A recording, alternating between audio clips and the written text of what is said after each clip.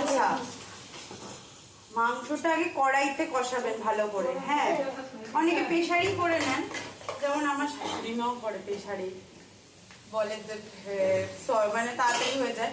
কিন্তু মাংসটা কড়াইতে কষিয়ে তারপরে যদি প্রেসারে দেন, সেইটা না অনেকটা বেশি টেস্ট হয়। করে দেখবেন একবার, যদি ভালো লাগে।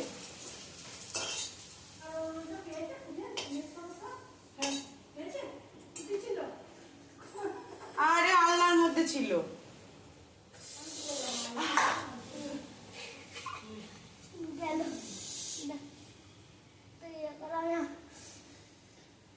ব্যাস, আলু তোলা কমপ্লিট।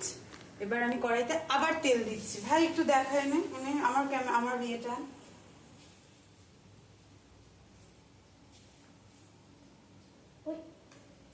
আরে এরকম ভাবে না, ব্যাক ক্যামেরা কর। পরেটা যদি ফোনটা যদি কড়াইতে পড়ে তো ফ্রাই হয়ে যাবে। এই যে তেল দিচ্ছি। হ্যাঁ, খাসির মাংস অবভিয়াসলি, আমাদের মাংসটা হচ্ছে খাসির মাংস, অবভিয়াসলি একটু তেল একটু বেশি লাগে, জানা কথা। এবার তেলের মধ্যে কি কি দেব দেখতে থাকুন। দেব হচ্ছে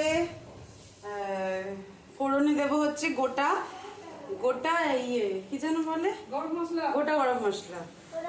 তার মধ্যে আছে একটা তেজপাতা, এলাচ, এটা আমার শাশুড়ি মায়ের আইডিয়াটা, আমি জানি না। 4টে এলাচ, 4টে লবঙ্গ, দারচিনি, এটা এখানে দেবো তেলে। ঠিক আছে, দেওয়ার পর এই ম্যারিনেট করা মাংসটা ওটা আমি দিয়ে দেবো। তার মধ্যে মশলা দেবো, এই যে মশলা করে রেখেছি, এই মশলাটার মধ্যে আছে হচ্ছে আদা, পেঁয়াজ, রসুন, কাঁচা লঙ্কা, শুকনো লঙ্কা মিক্স করে বাটা। আর টমেটো আমাদের বাড়িতে ফুরিয়ে গেছে, এটা ধর না কোন না, ফুরিয়ে গেছে, তাই টমেটো সসটা দিয়ে দেবো। এই আইডিয়াটা কিন্তু ফলো করবেন, যাদের বাড়িতে টমেটো থাকবে না টমেটো সস দিয়ে দেবে, টেস্ট হবে। অনেকে মনে করে টমেটোর বদলে টমেটো সস দিলে নাকি টক টক হয়ে যাবে, মোটেও না, স্বাদ হয় আরো ভালো। আমার মধ্যে টমেটোর থেকে না টমেটো সস দেওয়াটা বেশি বেটার। আচ্ছা, ও খুব তাড়া,